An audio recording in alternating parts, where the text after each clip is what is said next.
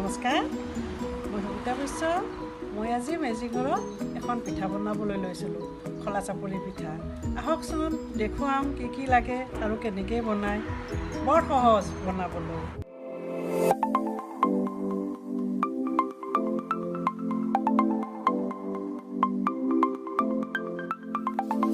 আমাক লাগিব কণী, এয়া ধনিয়া, পিঁয়াজ, জলকীয়া আৰু পিঠাগুড়ি, অলপ লাগিব তেল আৰু পিঠাগুড়ি সানিবলৈ লাগিব পানী।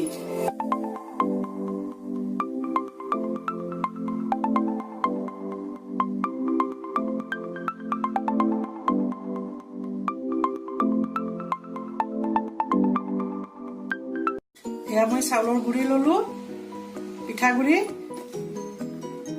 চাউল পিচি থৈ দিছিলোঁ, মিক্সিত পিচি শুকাই থৈ দিছিলোঁ ল'লোঁ, অলপ নিমখ দিলোঁ আৰু কাটি থোৱা পিঁয়াজ, ধনিয়া, জলকীয়া মিলাই দিলোঁ, কণীও ভাঙি দিলোঁ।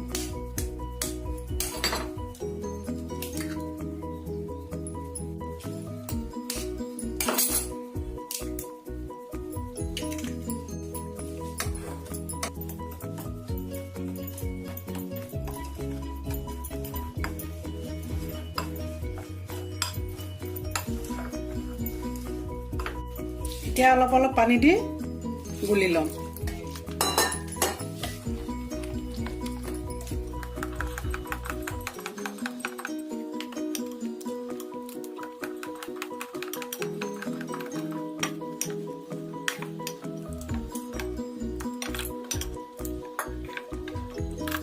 খুব ভালকৈ ফেটি ল'ব যাতে কণীটো মিক্স হৈ যায়। এনেকুৱা হ'ব লাগিব। এতিয়া মোৰ তাৱা গৰম হ'ল, মই ইয়াত প্ৰাচেৰে তেল সানি দিলোঁ। তেল বেছি নালাগে, অলপ দিলে হয়।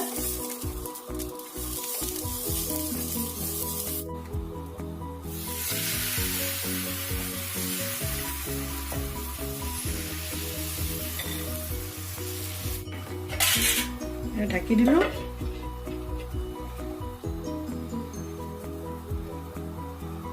2 মিনিট ৰাখিলোঁ, ঢাকনি গুচালোঁ।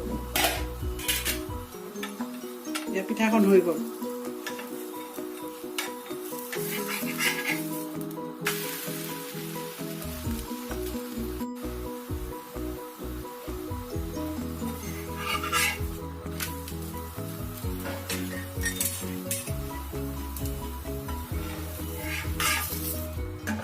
দেখিবলৈ কিমান ধুনীয়া হৈছে। দেখিবলৈ যিমান ধুনীয়া হৈছে, খাবলৈ সিমান সোৱাদ। আৰু কিমান পাতল হৈছে চাওক, বহুত পাতল হৈছে, পাপৰৰ নিচিনা। উল্টা ফালটো এনেকুৱা হয়।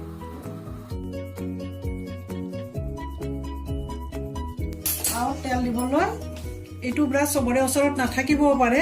মই এটা বেলেগ উপায় দেখুৱাইছোঁ, চবৰে ওচৰত থকা। পিঁয়াজ এটা ল'ব, পিঁয়াজটো মাজেৰে কাটি দিব, দুফাল কৰি দিব। এনেকে কাটিলে এই চামুচটো চবৰে ওচৰত থাকে, এই চামুচখনেৰে উল্টা ফালে এনেকে ফুটাই ল'ব। তেলৰ বাতিত তেল অকণ লৈ এনেকে ঘঁহি দিব।